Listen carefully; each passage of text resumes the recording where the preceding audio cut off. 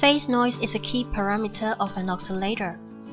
It is the frequency domain representation, which is defined as the ratio of the spectral power density in a 1 Hz bandwidth at a specific frequency offset from the carrier to the total power of the carrier frequency.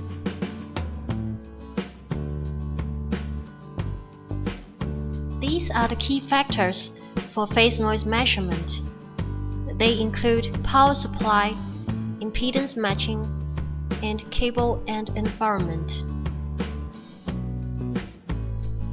Now, we will show you how to use Jackson Labs Phase Noise Analyzer to test Titan's low noise OCXO with single and dual external reference.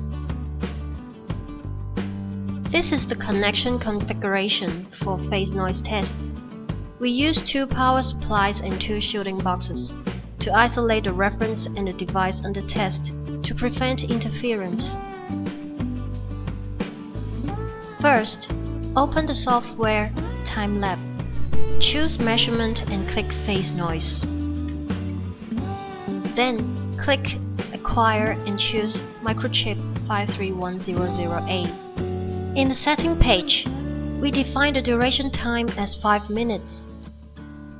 Choose Measure Single DUT with single external reference for the first run, and choose the dual option for the second run. Then click Start Measurement.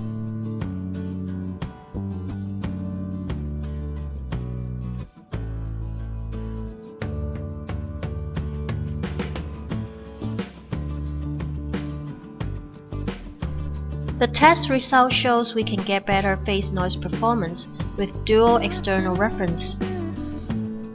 This is because the uncorrelated noise are cancelled through the cross-correlation from 2 independent references. If you want to measure extremely low phase noise, the dual reference method is necessary. This is the end of the introduction of phase noise measurement. Thanks for watching.